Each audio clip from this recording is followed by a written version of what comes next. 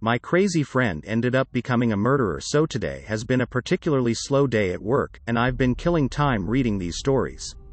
Maybe enough time has passed and I can share mine. I had this friend who was really into the occult. Unfortunately, I was the one who got him turned on to it. We had a mutual appreciation of the paranormal and all things weird, so I thought the subject would interest him. He started going deep into the subject to the point where he wouldn't talk about anything else. He would actually interrupt a conversation and force the subject back to occult matters. Rude, but sometimes people go through phases where their interest is all they want to talk about. It was a mostly forgivable offense. I think I should mention that this particular friend didn't have a very large friend circle. His depression and introverted nature kept him inside a lot. He didn't have the best luck in relationships with women. His world was kind of small, and I did enjoy hanging out with him, so I did my best to be a good friend. I didn't want to just brush him off because he was acting a little weirder than normal. Honestly, for the longest time, he was a totally normal guy. We'd chat and play games together on the PlayStation. Sometimes we'd go see movies, with my boyfriend accompanying us. We all hung out at the park, we went swimming, overall we had a good time hanging out. Things started to go downhill when he started to smoke DMT. Personally, I think psychedelics are amazing tools that can offer insight into your life, but they should be treated with respect. My friend got to the point where he was making it himself, apparently a pretty easy thing to do after a meager amount of research, and he was smoking it daily, multiple times a day. For those of you who aren't familiar with the substance, when you smoke it, you get transported to a different world. An entirely new plane of existence. Your body and yourself don't exist anymore. You're just exploring this alternate reality dreamscape. My personal experience with it led me to seeing a dragon once in this kaleidoscope of a cornucopia. People see all kinds of different things there. Imagine what that does to a person when they're smoking it 30 plus times in a day. He started telling me things like he was the reincarnated Osiris. He said he was seeing Egyptian hieroglyphs all over the place in waking life. Apparently he had hour-long conversations with entities in his bedroom even when he wasn't smoking DMT. Of course, I was very alarmed to hear all of this, and I told him he needed to take a serious break. No drugs at all for a few months so he can find solid footing in reality again.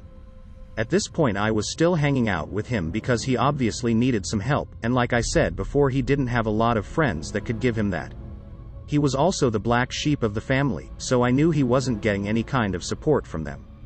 He was really close to his sister, and I did reach out to her on Facebook to express my concerns. I pushed her to talk him into getting some psychiatric help because he was slipping past the point of no return. I'm not really sure if she took my messages seriously since we didn't really know each other. Plus, she is at least 6 years younger than us and possibly didn't grasp how serious the situation was becoming. In any case, I'll jump forward now to the part where things start to get really creepy. My boyfriend had made arrangements to hang out with our friend at the park. I didn't really want to go because I felt like I needed a break from him and his nonsensical ranting. I just couldn't deal with it on that particular day. My boyfriend said he wasn't all that bad, and we went anyway. We get to the park and he is his usual self, ranting about Egypt and made-up gods that only he knew the truth about, etc. He also had this large hunting knife that he kept fiddling with the whole time we were on a walk. He told us that he had been using it in ceremonial magic, and that it helped to banish negative thoughts. It made me extremely uneasy. He would do this thing where he would take the knife and make stabbing motions near his heart or head. Like he was mock-stabbing himself. All while holding a conversation with me or my boyfriend. I think we were both really on edge and didn't know what to say or do about it. I tried to distract him from doing it by bringing up other subjects that might interest him, but he kept on with his ritual. Keep in mind we were walking on a trail, so it wasn't like we could just say goodbye then and there. We had to walk back to our car and drop him off at his car. My boyfriend had the bright idea that we should get some lunch after our walk, even though I was doing my best to give him a look that said, "No, you crazy fuck, why do you think I want to spend any more time with this nut?" But it must not have been very effective, or my boyfriend was ignoring it.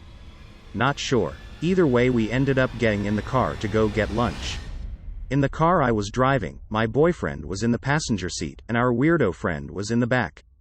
As we're heading through a busy part of town where all the shopping and restaurants are, I hear the distinctive sound of a belt buckle coming undone. Then I hear the worst sound imaginable.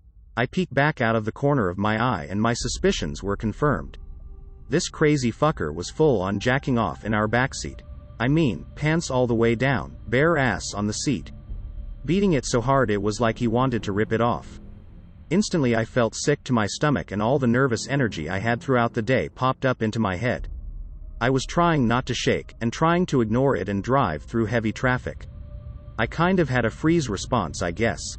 The whole time I kept thinking about that huge ass knife he had in his pocket, and obviously he was completely off his rocker now. I was afraid to say anything or confront him because I didn't know how he was going to react. This part is nuts, but my boyfriend didn't fucking seem to notice, and the whole time he kept rambling on about God knows what. I couldn't listen because my thoughts were 100% focused on driving and trying to act like I didn't know what was going on in my backseat. We get to the restaurant and my boyfriend runs inside to grab food.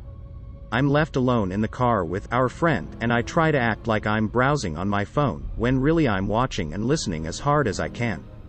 We don't talk. My boyfriend gets back and I complain that I'm tired, it's been a long day, let's drop him off, etc. So I drive us back to our friend's car, and he doesn't get out of our vehicle. He just sits there. I have to get a little bit rude and ask him to please get out and go home. He gets out of our car, and walks over to his passenger side. I start getting really scared and I suspected the worst. He pulled a gun out of some kind of bag he had on the seat, and he just walks over to our car with it. I don't know why the fuck I did this, but I was so pissed I just got out of my car and walked right up to him. I was maybe 3 feet away and could see it was a loaded 9mm. I kept asking him over and over, "What are you doing?" because apparently that's all my brain could think to do. I told him to get in his car and go home. He never said anything during this whole time. Just kind of cried and had this wild look in his eye. For whatever reason he got back into his car and drove off. I told my boyfriend obviously we are never hanging out with him again and that I didn't even want him to talk to him anymore. No contact, nada. A few months pass and he occasionally messages me through the PlayStation or texts my phone. He says a lot of random stuff and I just ignore it. It turns out he moved down to TN near Nashville, I don't know why. He had a roommate and I think their girlfriend lived there? I'm not really sure about the situation. I think maybe he's turning his life around and getting a fresh start down there. I think it's best to cut all contact and let him regroup. I'm not interested in any kind of friendship with him and I know he needed help beyond what I could offer. Again, I reached out to his sister and let her know that he had a gun. She managed to get it from him somehow, but it did little good in the end. I get a call around 11 p.m. one night that wakes me up. It's a man claiming he's a detective down in Gallatin, TN, and my heart skips a beat. I start sweating and immediately ask what happened. Apparently my former friend stabbed someone to death on Halloween Day. I don't know all the details, and the articles about it are kind of sparse. The whole thing is really surreal and I'm just left feeling like I'm lucky that I didn't get shot last summer. This whole thing turned out way longer than I meant it to be, but that's the story. I'm still feeling creeped out by the whole ordeal, and I'm kind of feeling sick after writing all of this.